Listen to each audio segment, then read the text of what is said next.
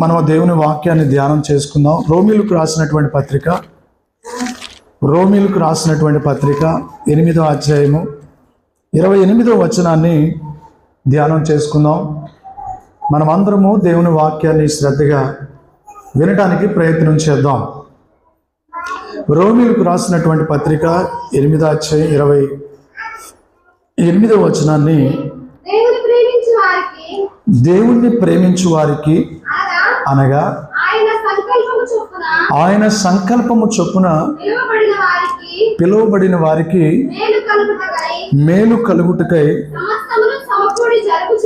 సమస్తము సమకూడి జరుగుచున్నవని ఎరుగుదుము. అంటే యాక్చువల్గా ఈ మాట మీ అందరికీ తెలుసు. ఈ మాట తెలియని వాళ్ళు అంటే ఎవరు లేరు. అందరూ చదివి ఉంటారు. నేను రోమపత్రికని ధ్యానం చేసినప్పుడు సిస్టర్స్ ఈ అధ్యాయాన్ని కూడా వాళ్ళకి ధ్యానం చేశాను. ఈ రోమపత్రికలో ఉన్న 8వ అధ్యాయంలో చాలా అనుభవాలు ఉంటాయి. అయితే రోమపత్రిక 8వ అధ్యాయం 28వ వచనంలో ఓ ప్రత్యేకమైన స్పెషల్ మాట ఉంది అక్కడ. ఆ మాటని ఈరోజు మనం ధ్యానం చేసుకుందామండి. ఇక్కడ 2 విషయాలు రాయబడి ఉన్నాయి. అయ్యా, 1 దేవుని ప్రేమించువాడు, 2 దేవుని సంకల్పమున పిలువబడుచున్నవాడు. 2 వ్యక్తులు ఉన్నారు. వీళ్ళిద్దరూ దేవునికి సంబంధమైన వాళ్ళేనా? దేవునికి ప్రత్యేకించబడిన వాళ్ళేనా వీళ్ళు? ఎస్, ప్రత్యేకించబడిన వాళ్ళే. మరి అలాంటి వాళ్ళకి ఏం జరుగుద్ది? మరి నెక్స్ట్ మీరు చెప్పలేరు ఇంకా. అన్న మళ్ళీ చదివేయమంటారా అన్న? దేవుడు ప్రేమించు వారికి అనగా ఆయన సంకల్పము చొప్పున పిలువబడిన వారికి మేలు కలుగుటకై సమస్తమును సమకూడి జరుగుచున్నవని ఎరుగుదుము. ఇప్పుడు దేవుని సంకల్పము చొప్పున పిలువబడుతున్నటువంటి వారము ఎవరైతే ఉన్నారో, దేవుణ్ణి ఎవరైతే ప్రేమిస్తున్నారో, సమస్తము మేలు కలుగుటకే సమస్తము సమకూడి జరుగుతున్నాయి. మేలు కలగటానికి, దేవుణ్ణి ప్రేమించే వారికి, ఆయన సంకల్పం చొప్పున పిలువబడుతున్న వారికి మేలు కలగటానికి ఏమి సమకూడి జరుగుతున్నాయి? ఆ మాట అర్థమైందా? చదివారు కానీ దాన్ని అర్థం చేసుకోవట్లేదు. ఏం కలగటానికి, మేలు కలగటానికి ఏమి సమకూడి జరుగుతున్నాయి అని మనం ఎరగాలి. ఎంత వాట్స్ అండి ఇది? అంటే ఏమి కలగటానికి సమకూడి జరుగుతున్నాయి?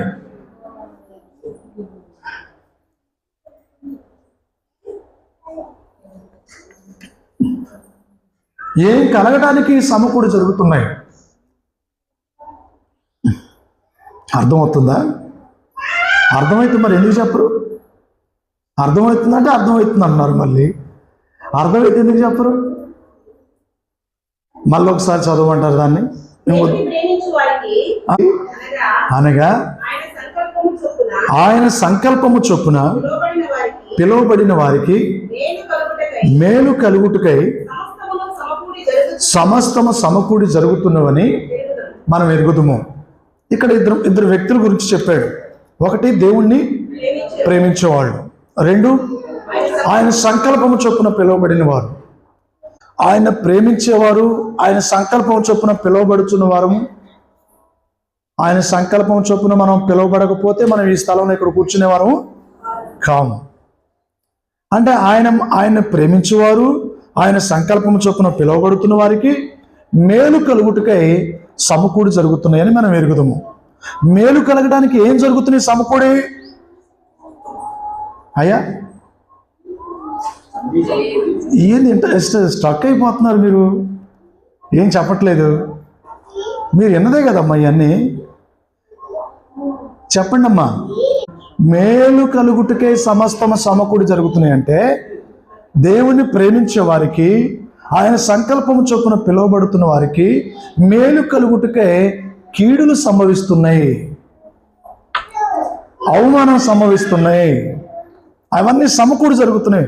కొంతమంది అంటారు ఏమనంటే ఒకటికొకటి సమకూరుతున్నాయి వీడికి అంటాం మనం. అంతేనా తమ్ముడు? అంటే ఏం కలగడానికి సమకూడి జరుగుతున్నాయి అన్నీ? మనం అనుకుంటాం దేవుని ప్రేమిస్తే నాకెందుకు ఇన్ని శ్రమలు, దేవుని సంకల్పము చొప్పున పిలిస్తే నాకెందుకు ఇన్ని అడ్డంకులు, దేవుని సంకల్పము చొప్పున ఇక్కడ రాయి, దేవుని సంకల్పము చొప్పున పిలిస్తే నాకెందుకు ఇన్ని కష్టాలు, అసలు నేను దేవుని ప్రేమిస్తుంటే నాకెందుకు ఇన్ని కష్టాలు అనేవాళ్ళు లేరా? అనేవాళ్ళు ఉన్నారా లేరా? దేవుణ్ణి ప్రేమించు వారికి, ఆయన సంకల్పం చొప్పున పిలువబడుతున్న వారికి మేలు కలుగుటికే సమస్తం సమకూడుతున్నాయి. ఒకటి ఈరోజు ఒక అవమానం వస్తే రేపు ఒక నింద వస్తుంది, రేపు నింద వస్తే ఎల్లుండి అనారోగ్యం వస్తుంది, ఎల్లుండి అనారోగ్యం వస్తే బంధుమిత్రుల ద్వారా శ్రమలు వస్తున్నాయి. ఇవన్నీ ఒకటి సమకూడి మనకి ఎందుకు జరుగుతున్నాయి అమ్మా? ఇంకా చెప్పటం అనవసరం, ఇంకా వాక్యం అయిపోయింది. సెలము చెప్పేసింది ఏమని? మేలు కలుగుటికే ఇవన్నీ జరుగుతున్నాయి. నేను అంటున్నాను, దేవుని ప్రేమించు వారికి కీడెందుకు జరుగుద్ది? దేవుని సంకల్పం చొప్పున పిలువబడుతున్న వారికి ఎందుకు ఆ వ్యక్తికి సమకూడు జరుగుతున్నాయి? అన్నయ్య నేను ఒకటి చేస్తే 4 కలిసి వస్తున్నాయి అన్నయ్య అనేవాళ్ళు లేరా? ఉన్నారా లేరా? ఉన్నారు. కానీ ఒకటి చేస్తే 4 ఎందుకు కలిసి వస్తున్నాయంటే మంచి కలిసి రావడం కాదు అక్కడ. అర్థమవుతుందా మీకు? ఆ చెడు కలిసి వస్తుంది. నాకెందుకు ఇన్ని అనారోగ్య పరిస్థితులు, నాకెందుకు ఇన్ని శోధనలు అని చెప్పి అనుకుంటున్నావు. నిజంగా దేవుని నువ్వు ప్రేమిస్తే నీకు కలిగేది శ్రమలే.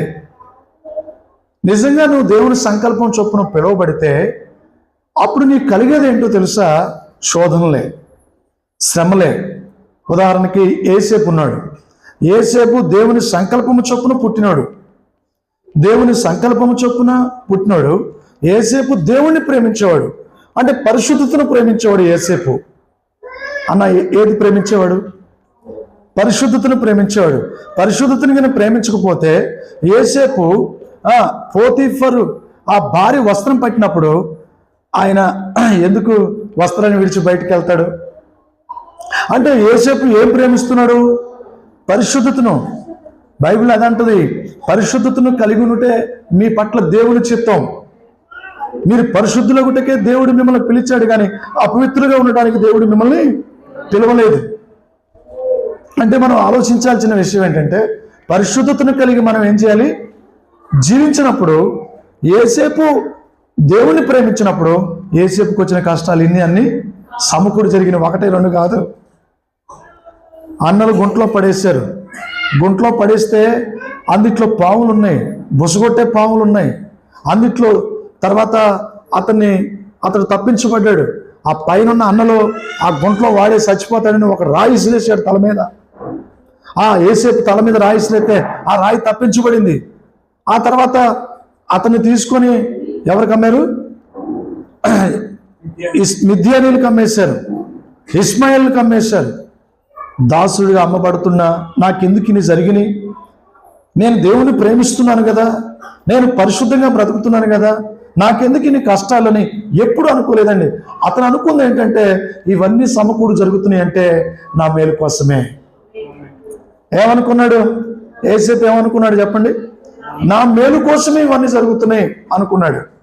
అంటే నిజంగా ఒక వ్యక్తి దేవుని ప్రేమిస్తే, దేవుని సంకల్పమున చొప్పున ఒక వ్యక్తి పిలువబడితే ఆ వ్యక్తి నెగిటివ్గా ఆలోచన చేయడం. ఆలోచన చేస్తాడా తమ్ముడు? ఒక శ్రమల్లో, ఒక కష్టాల్లో అలాంటి ఆలోచన చేస్తాడా? చేయడు. ఏమంటాడు? ఇవన్నీ నా మేలు కోసమే జరుగుతున్నాయి. యేసేపు చేయని నేరం తన మీద మోపారు, మీ అందరికీ తెలుసు. అప్పుడు యేసేపు 2 సంవత్సరాలు జైలు అనుభవించాడు. అక్కడ జైలు అనుభవించాడు. అప్పుడు దేవుడు ఎక్కడున్నాడు? దేవుడు నాకేమైనా న్యాయం చేశాడా? దేవుడు నన్ను ఎందుకు మర్చిపోయాడు?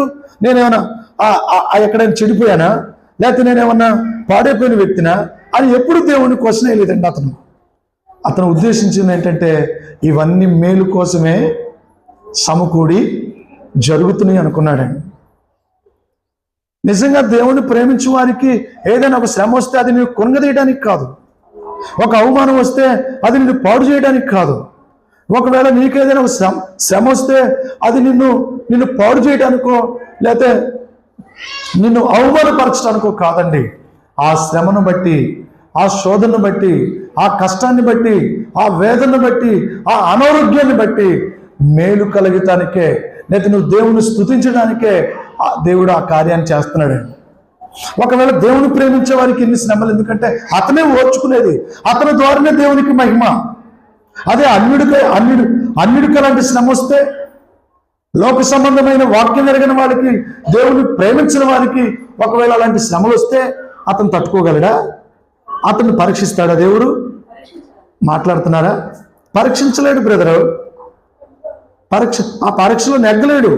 కారణం ఏంటంటే అతను దేవుని ప్రేమించట్లేదు, అతడు దేవుని సంకల్పం చొప్పున అతను పిలువబడలేదు.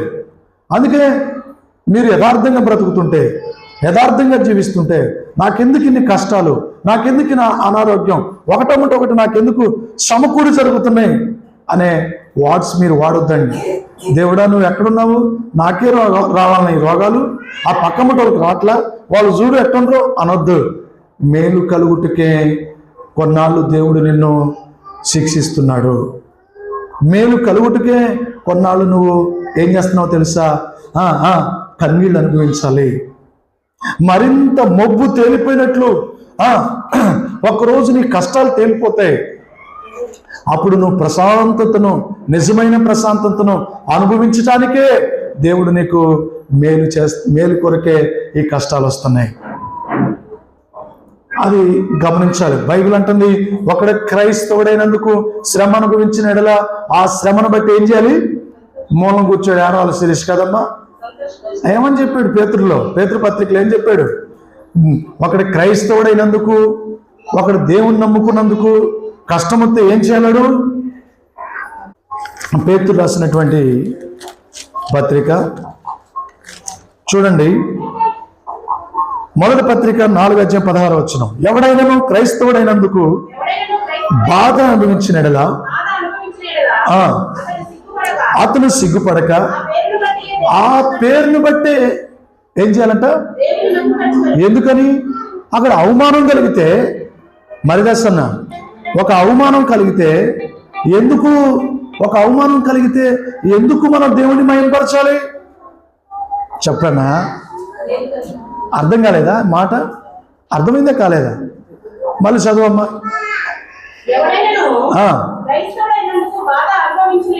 ఎవడైనా క్రైస్తవుడైనందుకు బాధ అనుభవించిన ఎడలా, బాధ అనిపిస్తే, కష్టం అనిపిస్తే సిగ్గుపడక ఏం పడతాం? మరి ఇక్కడ బైబిల్ ఏమంటుంది? సిగ్గుపడద్దు అంటుంది. తర్వాత ఏంటి? దెబ్బ కొడితే మేలా? దెబ్బ కొడితే మనకు మేలా? మరి ఏంది బైబిల్ ఇటు చెబుతుంది? అర్థమవుతుందా మీకు? ఆ పేరుని బట్టే దేవుణ్ణి ఏం చేయాలి? మహిమపరచాలి. అది మేలు అంటున్నారు. దెబ్బ కొడితే మేలా? ఏమయ్యా కొరనేలు కాదా? అవునా? ఏదో చెప్పు, ఇట్టాను మాకు. దెబ్బ కొడితే మేలా కాదా? నిజంగా ఒక క్రైస్తవుడికి మేలే. చెరసాలలో పౌలు శీలను వేశారండి, బొండ వేసి బిగించారండి, మేలు కోసమేనండి. దానియేలును సింహభూమిలో వేశారండి, మేలు కోసమేనండి. యేసేపును చెరసాలలో వేశారండి, మేలు కోసమేనండి. యేసుప్రభుని కొరడాలతో కొట్టారండి, మేలు కోసమేనండి. ఎన్ని చెప్తారండి అట్లా? ఒక వ్యక్తి క్రైస్తవుడు ఎక్కడైనా శ్రమ అనుభవిస్తే ఆ మేలును బట్టి ఏం చేయాలంటే సంతోషించాలి. ఎందుకని ఆ మేలును బట్టి ఎందుకు సంతోషించాలంటే చెల్లెమ్మా, దేవుడు రాబోతున్న రోజుల్లో నిన్ను ఉన్నతమైన స్థితికి ఎక్కించబోతున్నాడు. అది మేలుగా నువ్వు భావించాలి. ఒకడు క్రైస్తవుడైనందుకు శ్రమ అనుభవించినలా ఆ శ్రమను బట్టి ఏం చేయాలి? దేవుణ్ణి మహిమపరచాలి. అంటే నేను మీకు దేవుని సంకల్పము చొప్పున పిలువబడుతున్న వారికి మేలు కలుగుటకే ఇవన్నీ సమకూడు జరుగుతాయి. ఆ ఒక క్రైస్తవుడు శ్రమ అనుభవిస్తే నాకు మేలే అని అనుకోవాలి, కానీ దీని తర్వాత కీడు వస్తుందని ఎప్పుడు మనం కూడా అనుకోకూడదు. అయితే ఈరోజు ఒక చిన్న విషయాన్ని మనం ఆలోచించేద్దాం. ఇంకా మేలు కలుగుటకే సమస్తము సమకూడి మనకి జరుగుతున్నాయి. కొంతమందికి కొన్ని పరిస్థితుల్లో అనారోగ్య పరిస్థితులు వస్తాయి కదండి. కొన్నిసార్లు మన జీవితంలో అనారోగ్య పరిస్థితులు వచ్చి మనం ఇబ్బంది పడతాం. అవునా కదా? చలమ చెప్పండి. ఈరోజు మరింతగా బాధపడేది ఏంటంటే అనారోగ్య పరిస్థితులండి. అవునా కదా? అంటే అనారోగ్యం కూడా సమకూడి జరుగుతుందేనా? ఏమో మీరు చెప్పట్లేదు. అనారోగ్యం కూడా సమకూడి జరిగాయనా అన్నా? జరిగే. నిందలు ఎలా వస్తాయో, అవమానం ఎలా వస్తుందో అవి కూడా సమకూడి జరుగుతాయి ఒక క్రైస్తవుడికి. అయితే అలాంటి పరిస్థితుల్లో అనారోగ్యము మనకు మేలా కీడా? ఇప్పుడు చెప్పండి. నువ్వు నిజంగా దేవుని ప్రేమించే వ్యక్తివైతే, ఆయన సంకల్పం చొప్పున పిలువబడుచున్న వ్యక్తివైతే నిజంగా అనారోగ్యం నీకు మేలే.